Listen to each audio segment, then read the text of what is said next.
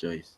So it's my pleasure to introduce the speaker of today, and that is Anne Bakyaita, who is a firstborn, is a wife, is a mother of three, and a certified neurolinguistic practitioner.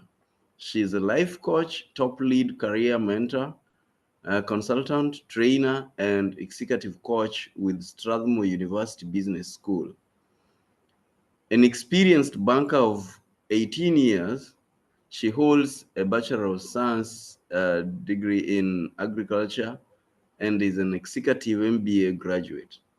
She is the director of Cedarpalms Investments Limited and a member of Business Network International, that is BNI, Uganda, member of Rotary, and Accountable Community Entrepreneurs, Kenya. Anne is ambitious, resilient, result-oriented, passionate about health and wellness, hospitality, agribusiness, community-based self-help work, and entrepreneurship. She is very steadfast and committed to completing a task, confident, calm, and collected, and dares to stretch herself out of her comfort zone.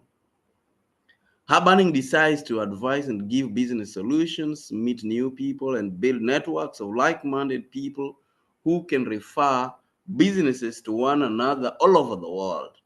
In line with this passion, she has actively volunteered to support this cause, the African women's leadership and mental well-being cause.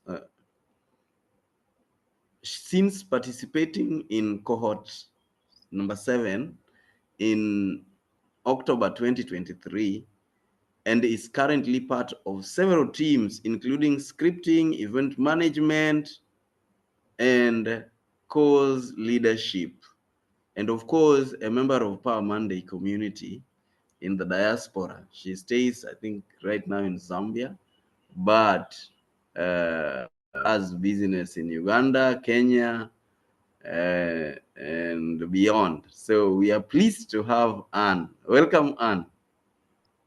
Thank you. Thank you so much, Peter Otieno. Thank you for that introduction. Good morning, everybody. I'm happy to be here this morning and share with you.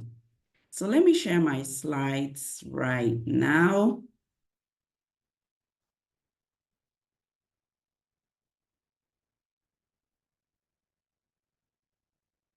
Okay.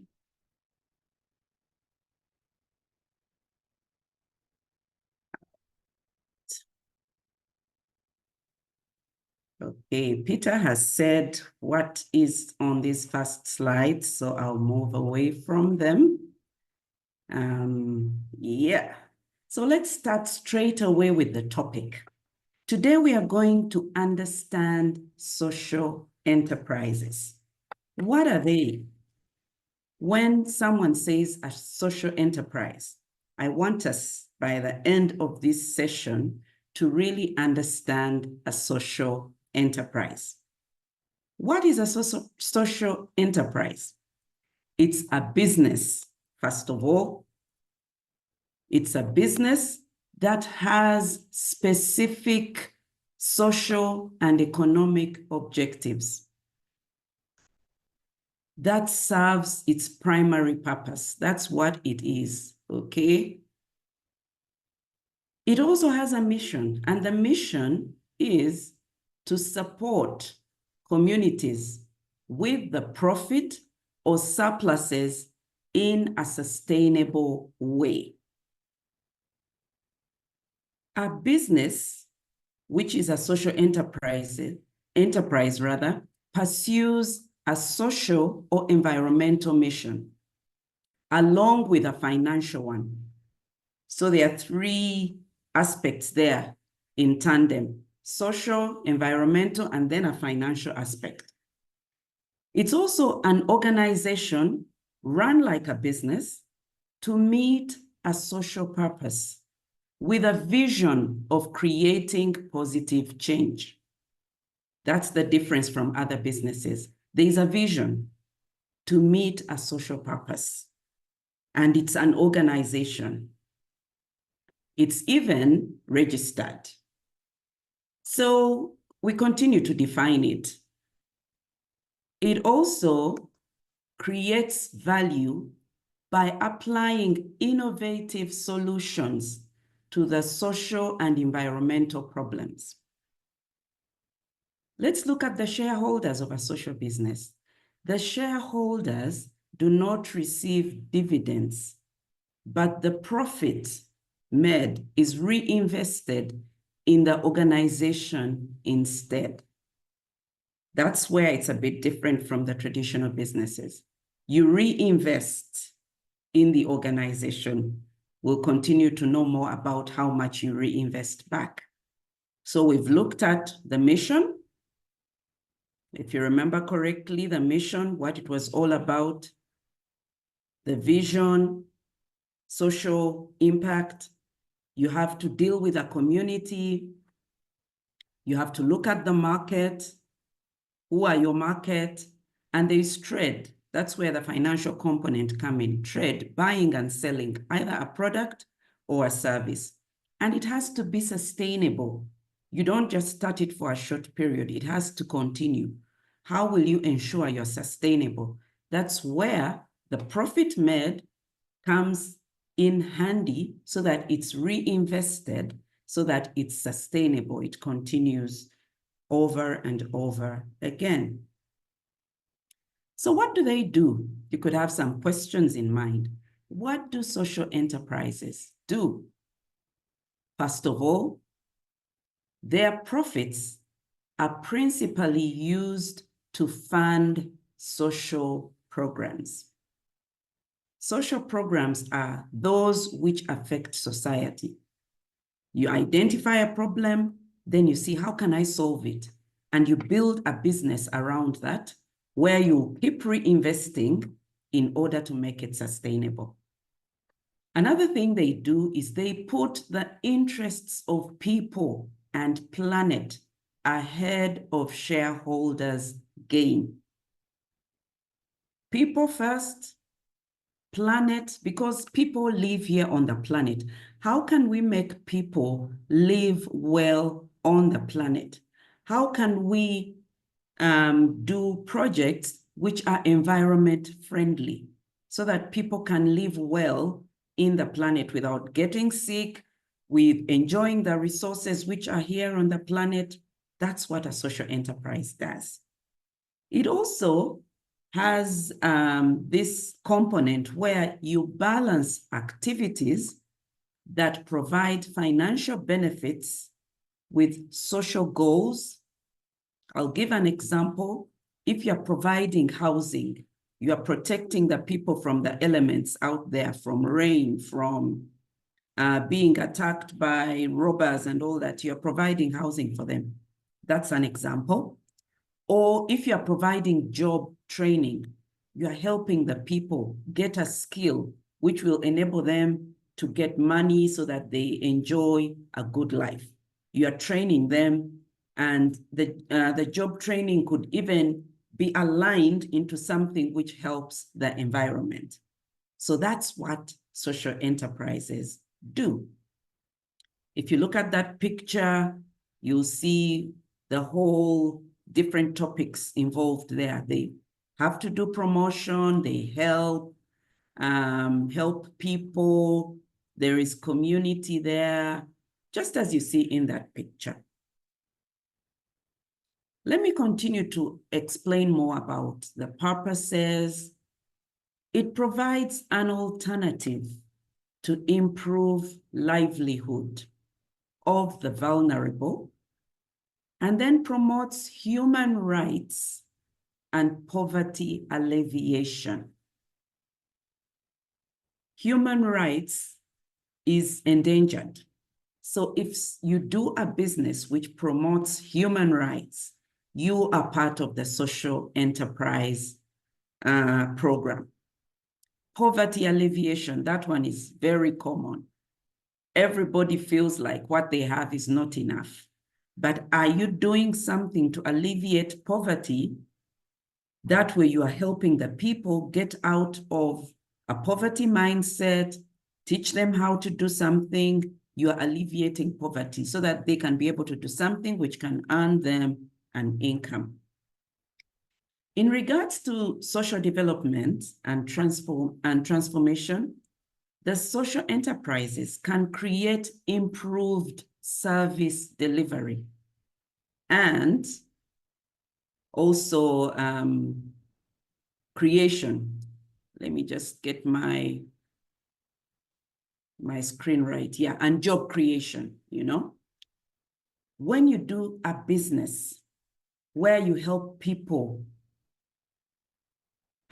get the services they need, it could be health services, it could be education, providing them with an education, a school, or job creation, giving them a skill so that they can go ahead and create jobs, like you can teach them tailoring, and then they go ahead and set up their own businesses where they tailor clothes and then they sell them. You are creating jobs for them. It's also an avenue of wealth redistribution and reduction of income inequality. You know, there is a gap. There are those who have a lot of money, and then there are those who do not have. But when you create an avenue of wealth redistribution, for example, foundations, you know, philanthropists, foundations like, I'll give an example of Hilton Foundation, which I happen to work in a project for Strathmore University where Hilton Foundation and Konrad Adenauer Foundation are the funders. So they are creating wealth in such a way that we are educating people on how to do social enterprises so that they are able to create their own wealth. Those people those companies are already rich, but they are giving out of their money so that they see other people also come up and learn how to make the money. Reduction in income inequality, where those who have a lot can give to causes to help people also earn an income. Social enterprises relies on a mix of grant funding and earned income from projects. Grant funding is the favorable one. We all just want to get the grants. But once you get the grant, can you use that money so that it can be able to help your program, your business, your project also earn its own income? That's the ultimate aim. The grant can start you off. We have angel investors. We have there are also social investors who just give out money for social causes. But those, the social investors, they also expect some money back so that they put back money in their pool to give out to other people. The same goes for angel investors. If you've heard about them, they give you money, but they expect after you have made money out of that money they have given you to give back so that other people in the pool can also get the money. What are the characteristics of social enterprises? First of all, they're started by people with great ideas. You have to think what idea fits in the description I've given you. And then they are funded by grants, donations, savings, subsidies, or income generated from trading. That's buying and selling. And in order to win a grant, you have to pitch well your business. It has to be enticing enough for them to give you a grant. You have to have a story to tell. What are you going to help the people with? What are you doing that saves the planet? That way, you'll be able to get the grants and the funding. Then there are donations. There are those who have money and they donate for worthy causes, the social causes. Those also provide the money. So someone has an idea, someone provides the money, and a social business is started. And the impact will be on society on the planet, on the people. They are driven by social mission. So the social environmental objectives are enshrined in their governing documents. You have to write down something. You have to have documents, well documented, showing what you are doing. What are your objectives? What is your mission? Then the reinvestment of the profits should be in the social mission. You commit in writing to reinvest a majority of profits, surpluses, into achieving its social and environmental objectives. Let's continue with the characteristics of a social enterprise.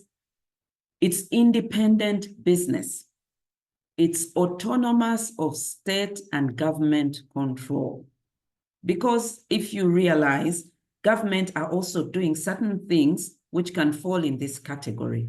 But a social enterprise will be different because it's autonomous of state and government control.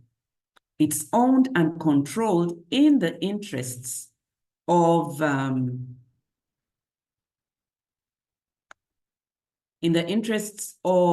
the organization's social and environmental mission.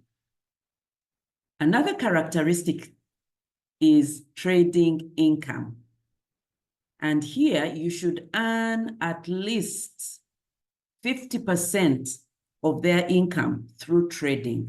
That is buying and selling. You should set up that enterprise so that you are able to earn 50% of that income should come from whatever you're doing. Are you buying and selling a service or a product?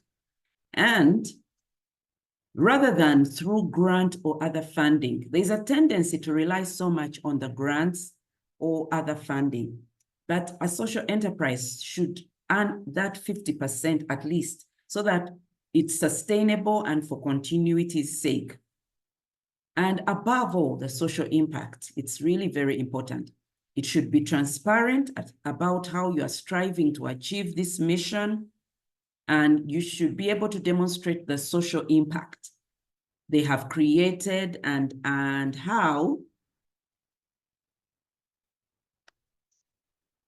the profits and surpluses have been invested to achieve this. This is very important. That's where stories of what you are doing, publications, newsletters are very important because you have to demonstrate the social impact. They should be someone who gives a testimony about what you have done for them through the social enterprise. And resilience is a much needed superpower in the face of challenges. Running a social enterprise is not easy, but it can be done. And you have to be resilient in order to face the challenges along the way, but still do something which will have social impact. There are beliefs and there are also benefits of a social enterprise. Doing business as a source for the good of the community by addressing social, cultural, and all environmental problems. It's a belief. What are you giving back to community? What are you giving back to society? And the aim of a social enterprise is to benefit society by being practical. What practical solution are you giving them? You should also be innovative in the approach. Are you going to use the people in the community also to work with you? And you should also make sure that the projects are sustainable. But the catchword is purpose above profit. Purpose reigns more than the profit. It's more about what is your purpose? Are you meeting societal needs? That is what is really, really important in this. How are they run? They are run by social agents, also known as social entrepreneurs. These create and sustain social value above self to serve society. They engage in continuous innovation, adaptation, and, wanted to change my screen. And learning, yeah, there's also continuous learning involved in this. And you need to act wisely with available resources without being limited by what is in store. You are also committed and accountable to the stakeholders in order to serve them well and generate good outcomes. So you need to have a moment where you listen to your stakeholders. Are you meeting their needs? Are you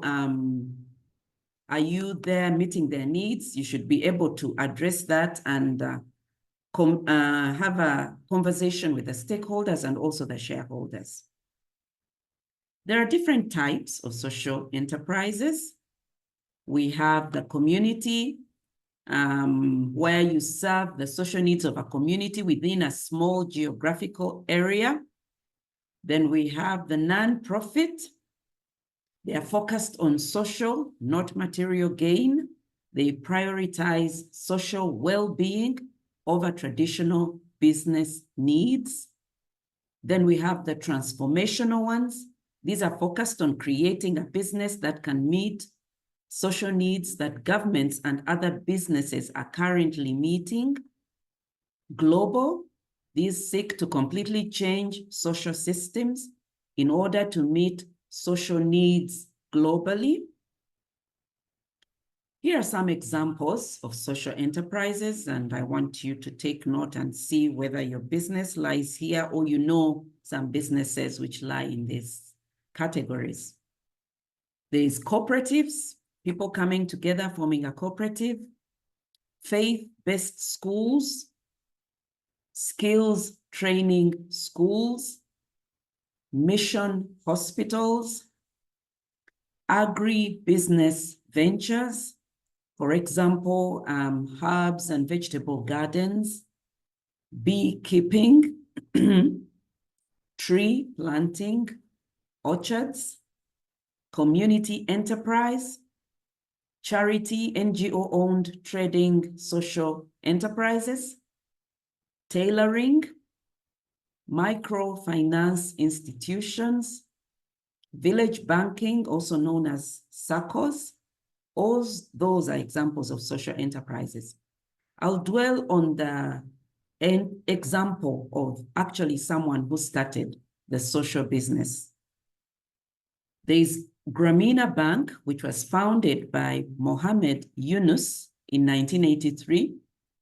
He's a Bangladeshi social entrepreneurship economist. He was the pioneer of microfinance concept and group lending, and he's focused on lending the poor without collateral, especially women. That's where the social component started.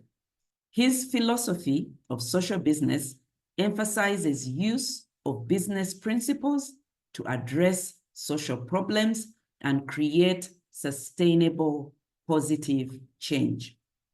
He really helped the people in his community that he even spread out and became worldwide. He even won a Nobel Peace Prize in 2006.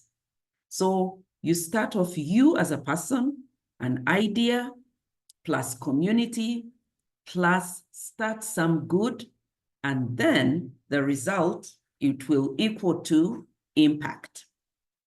This is what Mohammed Yunus said. He said, social enterprises are the future of business. And I must say, we are living in that future. When you do a business where you have a social component, you are more likely to get people to join you or to get grants or funding when you have a social component and you have a story to tell behind that. You work on people's emotions to join you. Then there are models, the social entrepreneurship models. I'll go through these quickly because I see my time is a bit short. Social entrepreneurship is the practice of creating and scaling solutions to social and environmental problems through innovative business models. And the types of social models are mission, type of integration, and target population. Then the traditional categories are for-profit, not-for-profit, but you can have a hybrid between the two. This was written about by Grassi in 2012. So there we have the traditional not-for-profit, the non-profit but income generating. You can be non-profit, but you generate an income which you reinvest in your project. That's the social enterprise anyway. Then we have socially responsible business. Then the business corporation plus social responsibility, the CSR, just like Power Monday, Live Your Dream Enterprise. You said we are a CSR. We are giving back to community with these programs. So you've heard of the business community, banks, corporations, where they also give something back to society. They are practicing that. And then there's traditional for profit. Let's go through the models also one by one. We have the entrepreneur support, where you sell directly business support services, for example, consulting, training, microfinancing, or technical support to entrepreneurs within its target population. A good example is actually what we are doing right now. This whole drive could fall in this category. Then we have the market intermediary. You help clients by marketing or selling for clients their products, for example, crops or services. Employment, you provide clients with job opportunities and job training, mostly adopted by youth and disability organizations, because you train the youth so that they get jobs. Yeah, you're helping them in that way. That's another model. Then there's fee for service model, where you charge the customer directly for socially beneficial services. For example, this is done in hospitals, in schools, and membership organizations. You find that in hospitals, there are different grades of how much one can pay. The rich pay more, the poor maybe pay less, but they all get the service. The same can be done in schools. Then the low-income client, it offers social service directly while focusing on the low-income clients. The cooperative model, fee-based membership provides services to a group with common need or goal. Market linkage, where you build relationships, that's their focus, so that you connect clients to the markets so that their products and services are marketed there. Then there is service subsidization. This funds social programs by selling products or services in the marketplace. There is organization support. You sell products or services to fund social programs, which are part of a separate parent organization. An example here I could give could be agency banking. You provide service which a big bank could provide, but you are doing it as a business on behalf of a parent organization. So thank you so much. I'll open up for questions in the remaining minutes.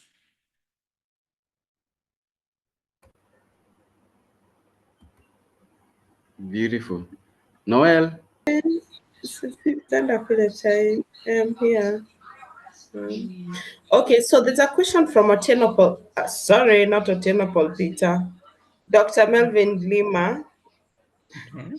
So, and the question is, are welfare associations a social enterprise? Do you have an example of a welfare association in Kenya? But I understand you're from Uganda, Yeah. which is a social enterprise and not just a fundraising vehicle for funding funerals. Okay.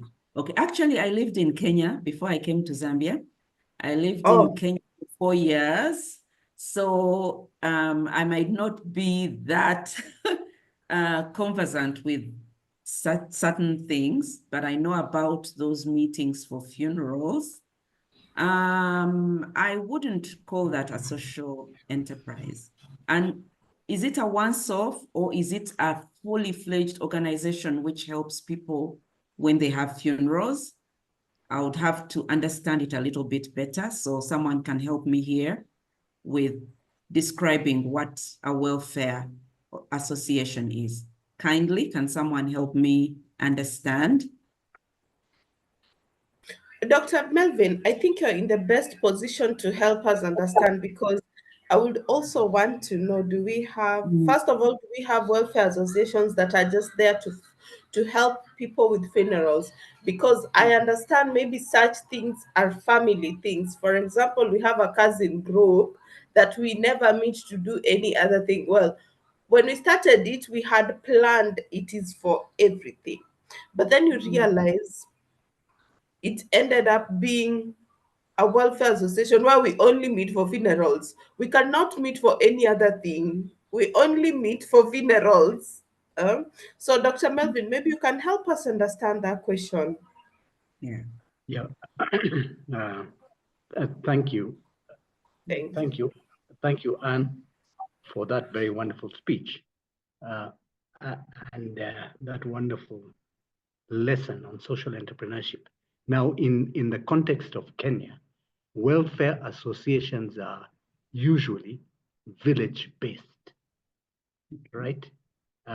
So people who come from a certain village and live perhaps in a metropolitan area like Nairobi or Nakuru have this association which caters for the social events of people from that region.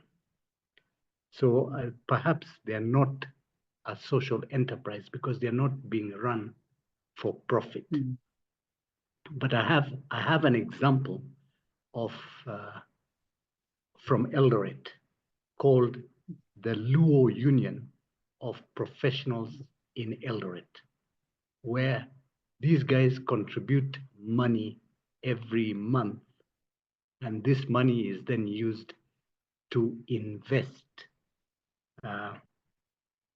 in various enterprises and to buy land, etc.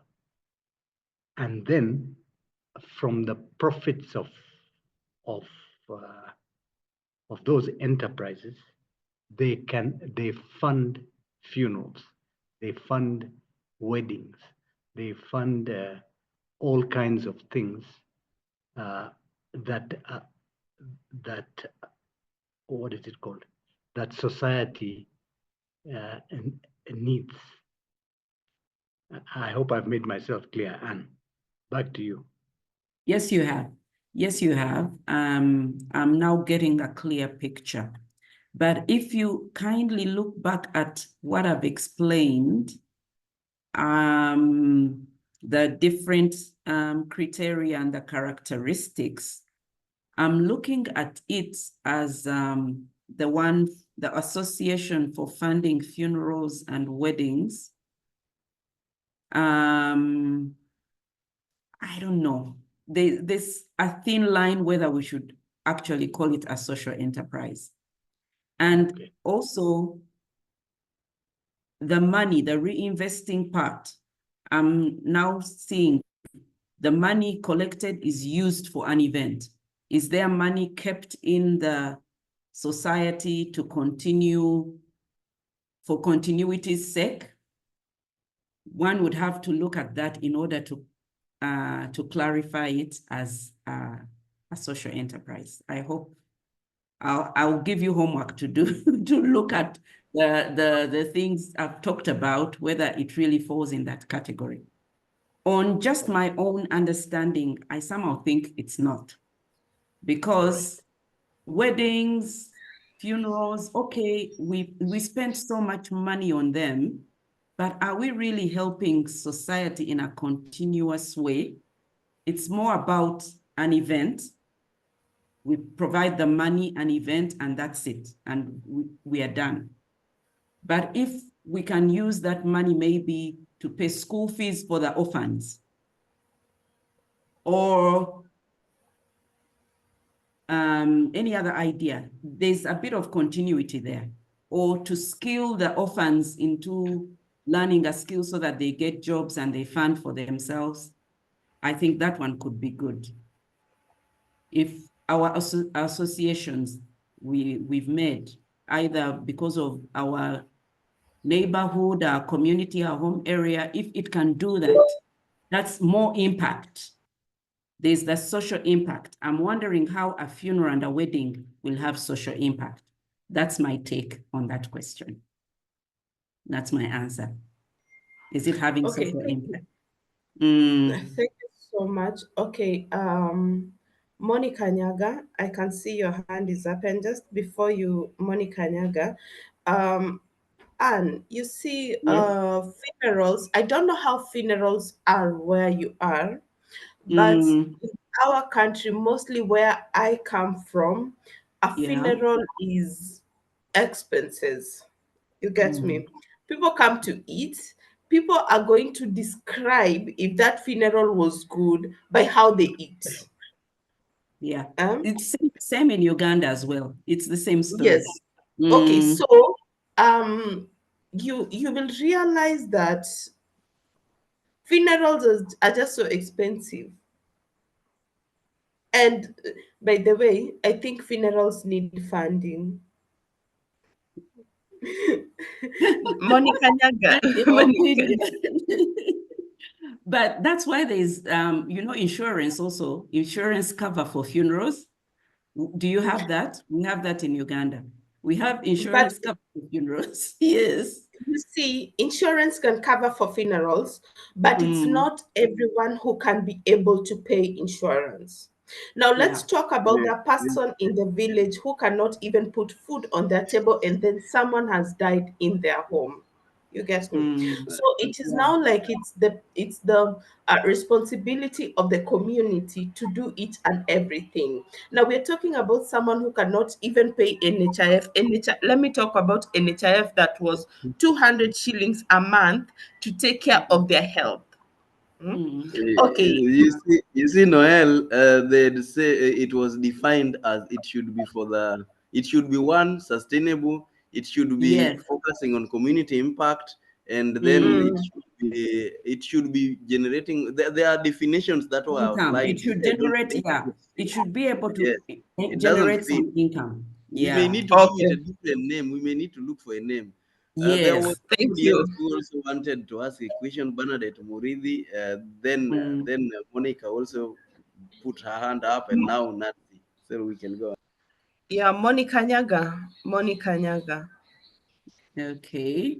There's also one on the chart, which was there earlier. Okay, so Otieno Paul Peter asked, are there Mm, pricing guides for social enterprises? Some of the organizations you have mentioned could be charging quite exorbitantly, like the church-based schools. okay. I think as a social enterprise, you have to come up with your guidelines. All right. You have to come up with your own guidelines. Like I said, they are autonomous from government. So they have their own constitution, what they determine what they will charge. But from experience, I've heard that the church-based schools, they have different pricing guidelines. Some people are charged a lot, others, the low-income people are not charged as much. Some can even study for free. Yeah, they do some grading, but it's really up to the organization to set up its guideline. Okay, now whom do I move to next? The hands raised. Who If we raised? have to move according to the people who asked earlier, then we have to go to Wairimu, and then we go to Monica, and then we go to Nancy.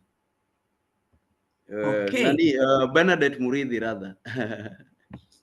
Thank you. okay. Bernadette. Yes, thank you. Thank you, Paul Peter. And good morning.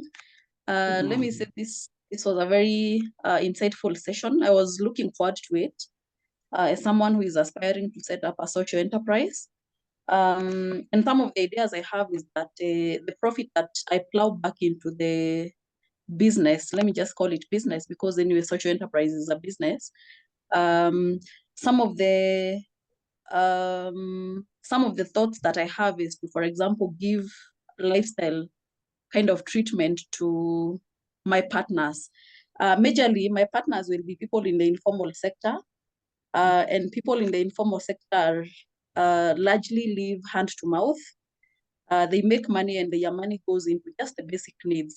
So one of the ways of giving back to them was to just treat them to a life they probably have not been able to afford, like even if it's just a holiday to Mombasa. And so my question now comes, is that an appropriate way of, plowing back part of the profits into these people, or it is not? So that is question number one. The second question, I'm very also much into environmental conservation, land restoration, and all that. But given the structures of governance in a country like Kenya, you find that you cannot just wake up and decide, today I'm going to plant bamboo trees along all the riparian, let's say, for example, riparian spaces of the rivers, let's say in Meru, because you want to conserve, to prevent soil erosion and that. You would have to partner with certain organizations, maybe the Kenya Forest Services, or just the people, a CBO probably, that works within that jurisdiction.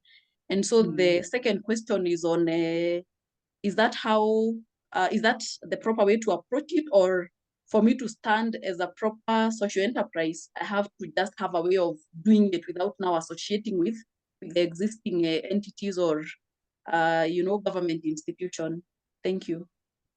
Okay, thank you, Bernadette. Thank you for your questions. I'll start with the last one. When I say you are autonomous from government, I don't mean that you cannot partner with government. You come with your idea. Remember that analogy I had, your idea plus community, and then you do something good for society. You can partner with government. You have to get the permission and the necessary permits to let you do that. That way, you are involving the government. You have to get the environmental authority giving you the permission to go and plant trees in that area. So you work in partnership with them, but they are not the ones who dictate what you do. Is that clear? You come with your idea. I'm sure government would be happy if someone is pitching in to do something, which they are already doing, maybe not doing, and you come up with an idea to do it. Then the first question, remind me briefly about the first question. I think I'll be answering question by question. Remind me briefly, the first one, what was it about? Yes. Just a brief. So the first one was on whether giving people lifestyle treatment, like to take them on holiday, whether that counts for social contribution. And these are people who generally, given their income, they're not able to afford things like maybe going to Mombasa or going on a holiday. Yeah. I think, all right. Yeah, I think that when you're writing down your concept, for your social enterprise, if you put that in your documents that you will be giving them a holiday and you justify why, it's a social thing.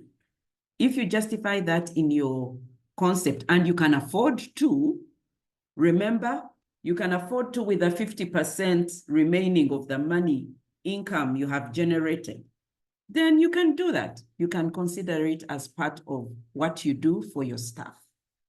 Thank you. All right. Thank you. Next. Yeah, we can go to Monica Nyaga. Okay.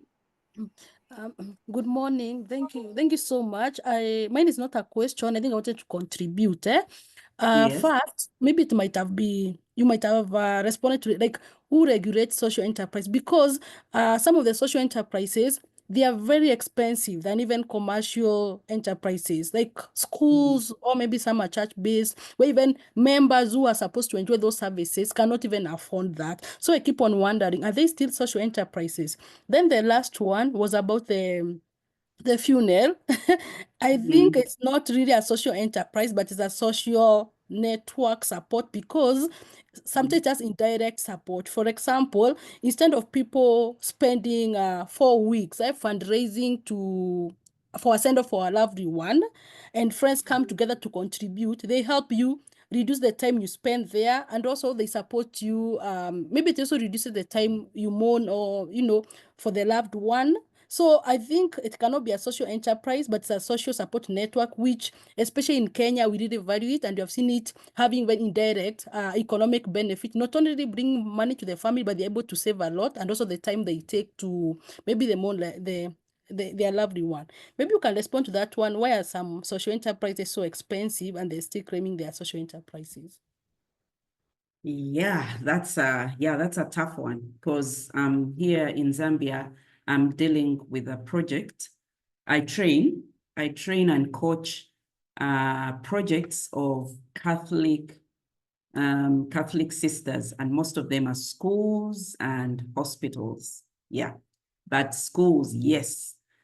I think I should do a research on that and become a doctor on that because I'm not yet a doctor.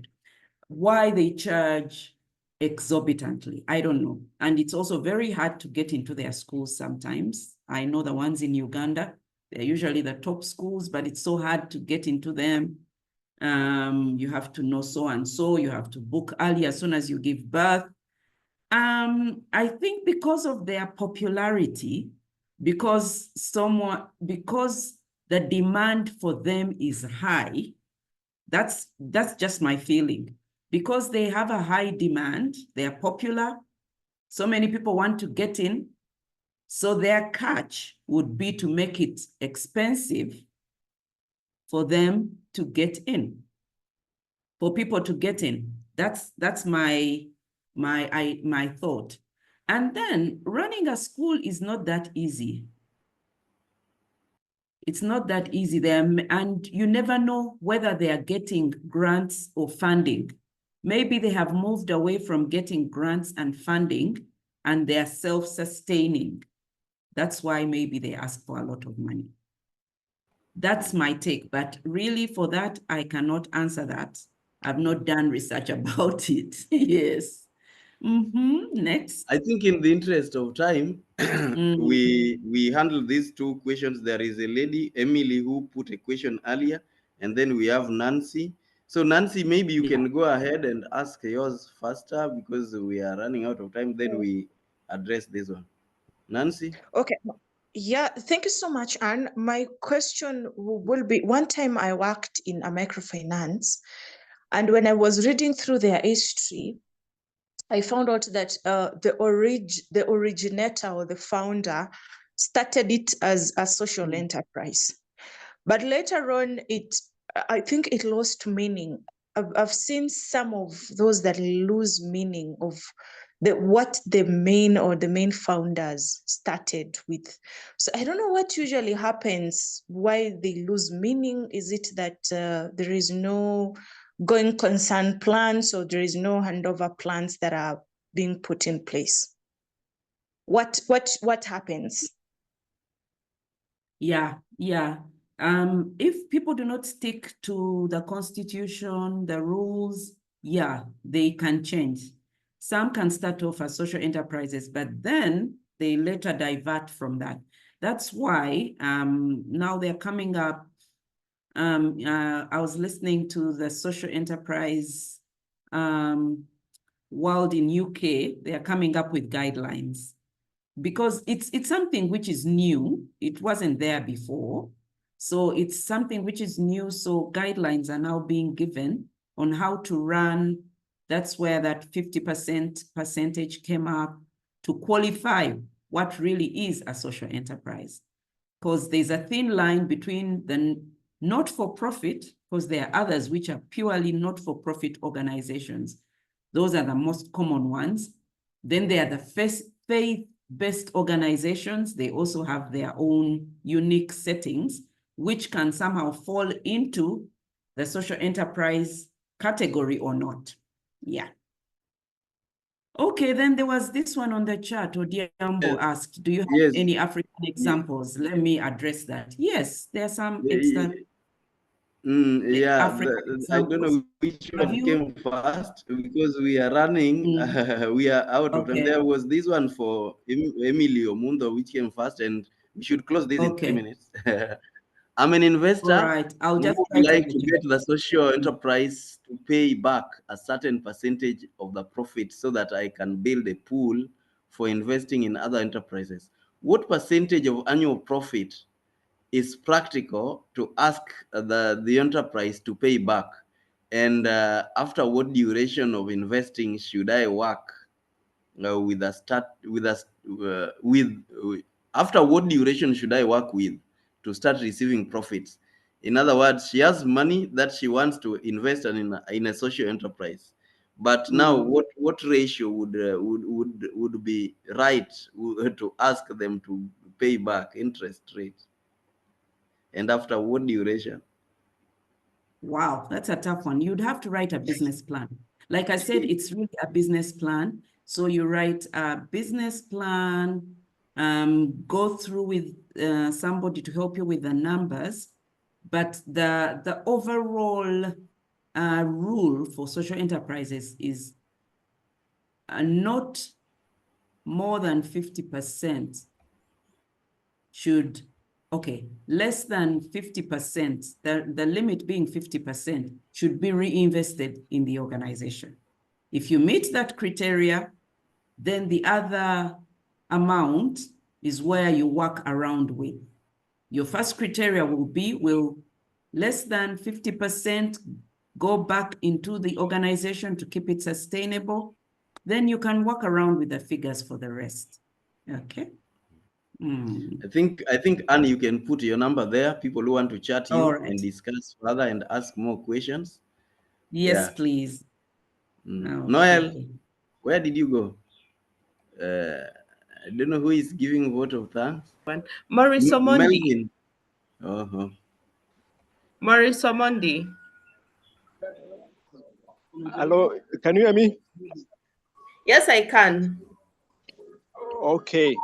So I would like to take this opportunity to sincerely thank our speaker, who has really talked and clearly defined what is a social enterprise, the characteristics, the benefits, especially emphasizing the benefits of a social enterprise for people, planet, as well as, of course, profit to the shareholders. But, you know, the benefit of this is that it brings money back to support a social cause, which is an excellent thing. Personally, I am an enthusiast. I am doing my studies on social entrepreneurship, particularly looking at the motivations, what motivates high net worth individuals to support social entrepreneurship. So our speaker today has really, demystified what it is, the potentials for it. And I hope all the participants who participated today have learned something and can even continue engaging with our speaker. I can see there are people from, I'm seeing a message there from Zimbabwe and Nigeria. I don't know whether these are people from all these other countries. But just to thank you, our speaker, and also the Live Your Dream Enterprises for organizing this. Thank you so much, Lady Noel, for being there moderating. Thank you so much, Paul Peter, and for everyone who participated. So just to wish you the best, everyone. I'm in an event here in the city. That's why you can hear some of the noise.